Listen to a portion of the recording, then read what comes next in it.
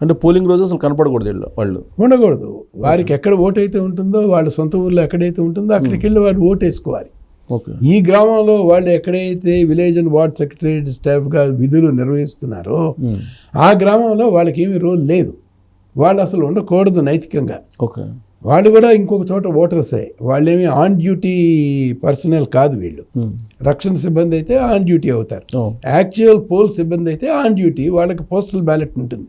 వీళ్ళకి postal ballot కూడా ఉండదు. వీళ్ళకి పోస్టల్ బ్యాలెట్ కూడా లేని నేపథ్యంలో వీరు ఆ గ్రామంలో ఎందుకు ఉంటారు? వారి గ్రామాలకు వెళ్ళి అక్కడ వారు ఓటు హక్కు వినియోగించుకోవాలి. అది ఎలక్షన్ కమిషన్ ఉద్దేశం. First rule. రెండవది, ఈ విలేజ్ అండ్ వార్డ్ సెక్రటేరియట్ స్టాఫ్లో వీళ్ళే కాకుండా ఇతర సిబ్బంది ఉన్నారు, ఫీల్డ్ స్టాఫ్ ఉన్నారు. అది అగ్రికల్చర్ కావచ్చు, ఇతరత్ర సంబంధించిన శాఖలకు సంబంధించిన వెటనరీ సిబ్బంది, ఇట్లాంటి సిబ్బంది ఉన్నారు. వీళ్ళందరూ కూడా ప్రభుత్వ ఉద్యోగులే. వీళ్ళని 5th పోలింగ్ ఆఫీసర్గా వాడుకోమన్నారు. ఈ 5th పోలింగ్ ఆఫీసర్కి డ్యూటీ ఏముంటుంది?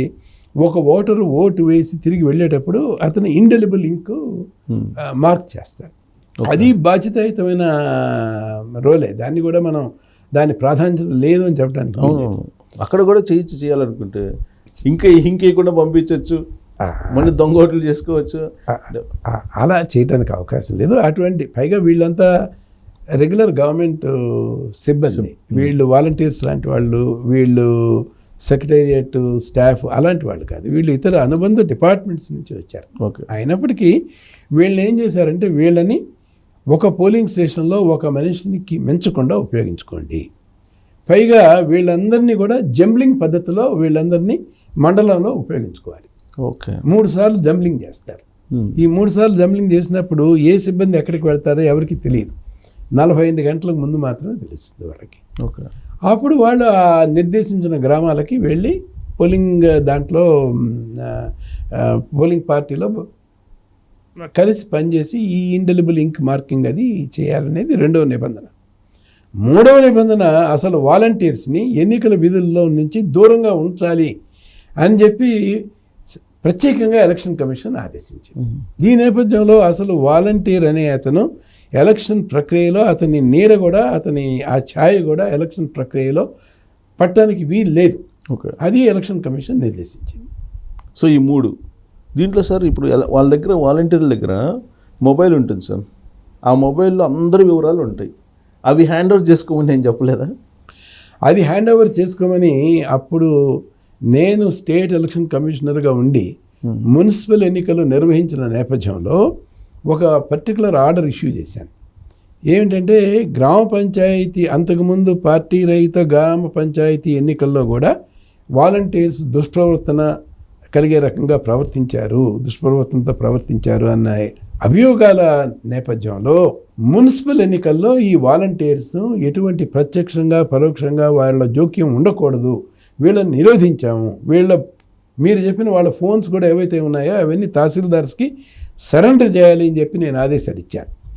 ఇస్తే అప్పుడు సింగిల్ జడ్జి దాన్ని ఈ ఆదేశాలని ఆమోదించలేదు. అప్పుడు నేను డివిజన్ బెంచ్కి వెళ్ళాను. అప్పుడు డివిజన్ బెంచ్ ఎలక్షన్ కమిషన్ ఆదేశాలని సమర్థించింది. సమర్థించడమే కాకుండా, అయితే ఈ ఫోన్స్ ఉపయోగం అనేది వాళ్ళకి ఏదో ఇతర పనులు ఇట్లాంటి బాధ్యతలు కూడా ఉంటాయి కాబట్టి అది అధికారుల నిర్దేశంలో మాత్రమే వాళ్ళ ఫోన్స్ ఉపయోగించాలి అని చెప్పేసి కొంతవరకు సడలింపు ఇచ్చారు. సో అది ఇప్పుడు క్యారీ అవుతుంది సార్, సేమ్ నిబంధన ఈ ఎలక్షన్ కూడా, రాబోయే ఎలక్షన్లో నైతికంగా అదే నిబంధన కంటిన్యూ కావాలి. ఎందుకంటే ఇప్పుడు స్టేట్ ఎలక్షన్ కమిషన్ అయినా కూడాను మేము విషయాల మీద స్పందించే విషయాలు ఒకే రకంగా ఉంటాయి, స్పందన ఒకే రకంగా ఉంటుంది, భిన్నంగా ఉండాలి.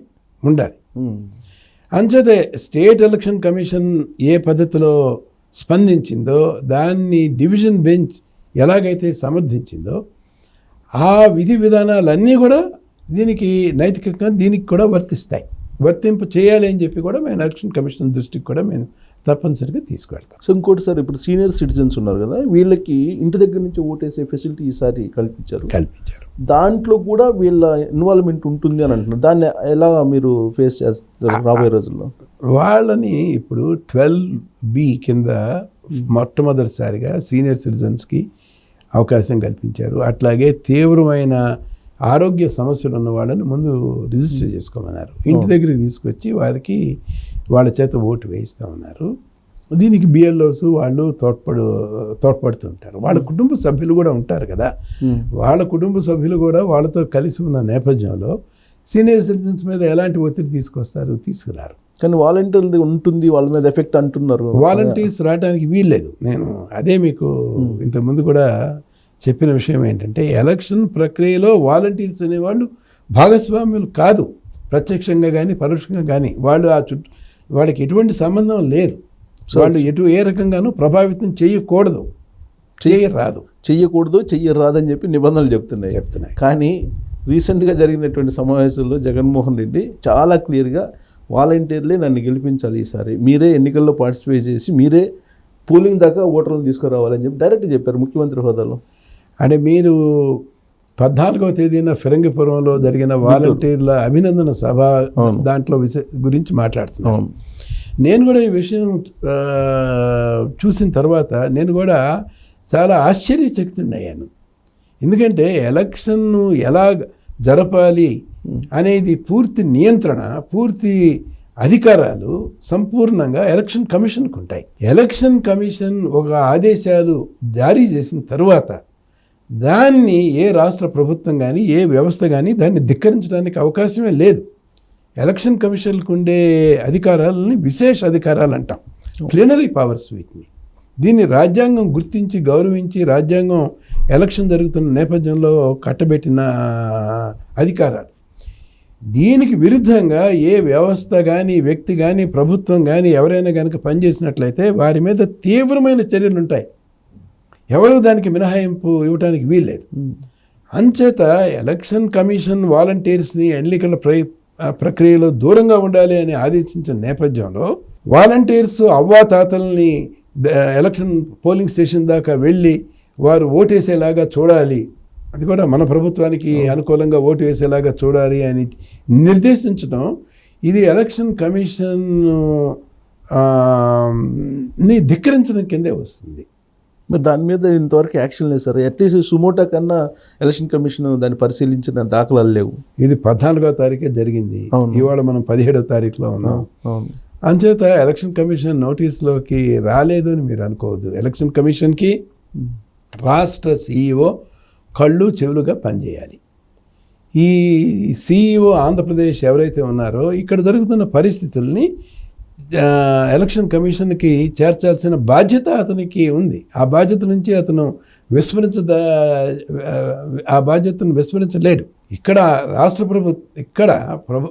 పార్టీ కానీ ప్రభుత్వం కానీ వాలంటీర్స్ అవ్వాతాతలను తీసుకువెళ్ళి పోలింగ్ బూత్ దాకా వెళ్ళి ఓటు వేయించాలి అని చెప్పిన నినాదం ఏదైతే ఉంటుందో ఇది ఎలక్షన్ కమిషన్కి ధిక్కార స్వరం. ఎలక్షన్ కమిషన్కున్న స్వతంత్రతని అధిక్షేపణ చేసేలాగా ఉంది.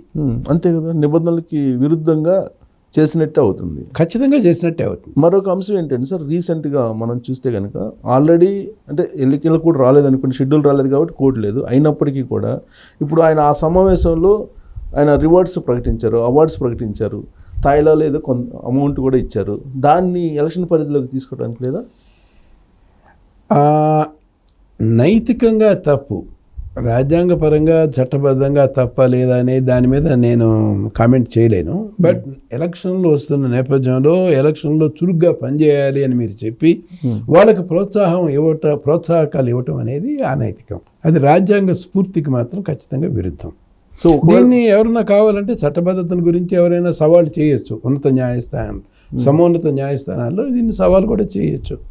న్యాయస్థానం వాళ్ళ విచక్షణ మేరకు ఎటువంటి తీర్పు ఇస్తారనేది దాని భారీ విఘ్నతకి న్యాయస్థాన విచక్షణకి లోబడి ఉంటుంది. సో అదే వేదిక మీద ఇంకొక స్టేట్మెంట్ కూడా ఇచ్చారు సార్. ఒకవేళ మీరు కనుక గెలిపించకపోతే, మళ్ళీ ప్రభుత్వాన్ని తీసుకురాకపోతే మీ ఉద్యోగాలు కూడా పోయే అవకాశం ఉంది అని చెప్పడం అనేది అది బ్లాక్మెయిల్ కింద వస్తుందా, లేదంటే వాళ్ళని ఎంకరేజ్మెంట్ చేయటమా, లేకపోతే అది నిబంధనలకు విరుద్ధం? నిర్బంధం చేయడం కింద వస్తుంది. వాళ్ళని నిర్బంధించి వాళ్ళ చేత బలవంతంగా యంత్రం అలా గనక చెప్పి గనక ఉండుంటే అది వాళ్ళని నిర్బంధించినట్లు ఈ ఎలక్షన్ ప్రక్రియలో చురుగ్గా పాల్గొనటానికి సమాయత్తం చేయడానికి ఇది చేసినట్లు కనపడుతుంది. మరి అలాంటి సూచన ఏమన్నా చేశారో లేదో నాకైతే తెలియదు. అది చేశారు. అంటే మళ్ళీ మన ప్రభుత్వం రాకపోతే మీ ఉద్యోగాలు పోతాయి అని కామెంట్ కూడా చేశారు ఆయన. అది అనైతికం, అలా చేసి ఉండాల్సింది కాదేమో అని అనుకుంటున్నాను నేను. సో ఆయనతో పాటు కొంతమంది వైఎస్ఆర్ కాంగ్రెస్ పార్టీకి సంబంధించినటువంటి ఎమ్మెల్యేలు ఈ మధ్యకాలంలో గత 2-3 రోజుల నుంచి గిఫ్ట్లు ఇస్తూ, రకరకాల గిఫ్ట్లు ఇస్తూ ఆల్మోస్ట్ అన్ని పేపర్లో వచ్చినాయి, ఫోటోలు కూడా ఎవిడెన్స్లు కూడా ఉన్నాయి. కుక్కర్లు అని లేదంటే ఇతర గిఫ్ట్లు ఇస్తూ ఉన్నారు. దానికి ఏమి చేయలేరు సార్ ఎలక్షన్ కమిషన్? ఈ ఎలక్షన్ కమిషన్ ఎలక్షన్ తేదీ ప్రకటించిన తరువాత నుంచే ఈ ఎలక్షన్ కోడ్ ఆఫ్ కాండక్ట్ అంటే నియమావళి ఏదైతే ఉంటుందో అమల్లోకి వస్తుంది. మరి ఎలక్షన్ రేపో ప్రకటన వస్తుందన్న నేపథ్యంలో ఏమైనా వీళ్ళు దూరదృష్టితో ఇటువంటి తాయిలాలు కనుక ఏమైనా పంచిపెడుతున్నారా అన్నది కూడా అది కూడా ఆక్షేపణీయమే. కానీ దీని మీద చర్య తీసుకునే అధికారాలు ఎలక్షన్ కమిషన్కి నోటిఫికేషన్ ఇచ్చిన తర్వాత సంక్రమిస్తాయి.